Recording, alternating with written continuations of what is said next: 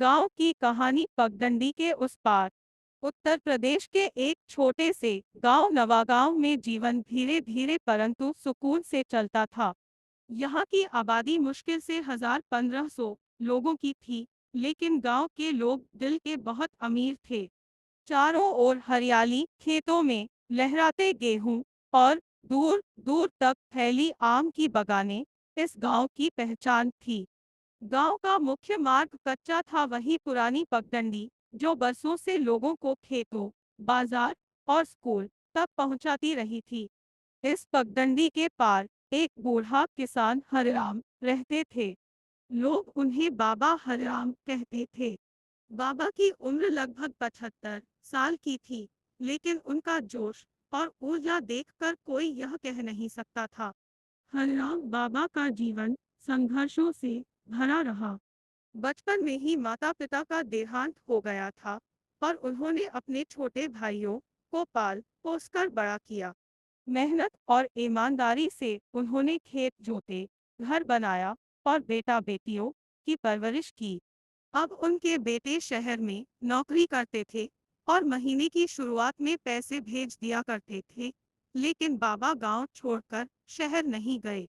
उनका कहना था, माटी से जन्म लिया है, माटी में ही मिल जाऊंगा। गांव के बच्चे बाबा के पास बैठकर कहानियां सुनना बहुत पसंद करते थे। बाबा की कहानियों में कभी राजा महाराजा होते, कभी भूत प्रेत तो कभी सच्ची घटनाओं से प्रेरित किस्से। उनके चेहरे पर हमेशा एक मुस्कान रहती थी और आंखों में चमक, जैसे हर दिन कोई नई कहानी कह रही हो। एक दिन गांव में अचानक बिजली का खंभा गिर पड़ा। स्कूल जाने वाली बच्चों की पगडंडी उसी के पास से जाती थी। खतरा बढ़ गया था।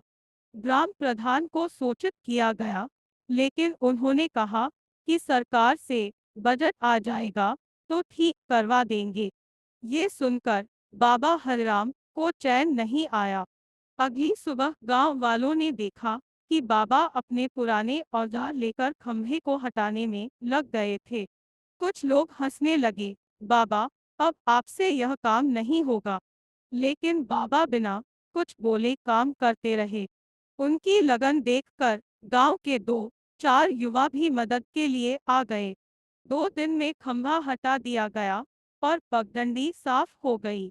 उस घटना के बाद गांव के लोगों का नजरिया बदल गया। उन्होंने महसूस किया कि अगर हर कोई अपने हिस्से की जिम्मेदारी निभाए, तो गांव की तस्वीर बदल सकती है। उसी साल गांव में मिलजुल कर स्कूल की मरम्मत हुई, आंगनवाड़ी को रंगा गया और सामुदायिक भवन में एक पुस्तकालय भी खोला गया। बाबा हरिराम को उस साल ग्राम गौरव सम्मान दिया गया। उन्होंने मंच पर खड़े होकर जो बात कही, वो सभी के दिल में उतर गई। गांव किसी सरकार से नहीं, अपने लोगों से बनता है। अगर हर आदमी अपने हिस्से की एक ईंट रख दे, तो हम अपने गांव को स्वर्ग बना सकते हैं। बाबा की बातें किसी किताब में नहीं थी, लेकिन वह खुद एक जीती जागती किताब थे। उनकी जीवन शैली, उनका सादा जीवन और ऊंचे विचार आज भी गांव के युवाओं को प्रेरणा देते हैं। अब जब भी कोई बच्चा पहली बार स्कूल जाता है, तो सबसे पहले बाबा हरिराम के आशीर्वाद लेने आता है। वह पगडंडी जो पहले सिर्फ एक रास्ता थी, अब गांव की पहचान बन गई है। लोग उसे हरिराम पट कहते हैं। गांव बदल रहा है, धीरे धीरे ही सही, लेकिन सकारात्मक दिशा में। और इस बदलाव की नींव रखी थी एक बूढ़े किसान ने, जिसने अपने कंधों पर न केवल हल उठाया था, बल्कि जिम्मेदारी का भार भी।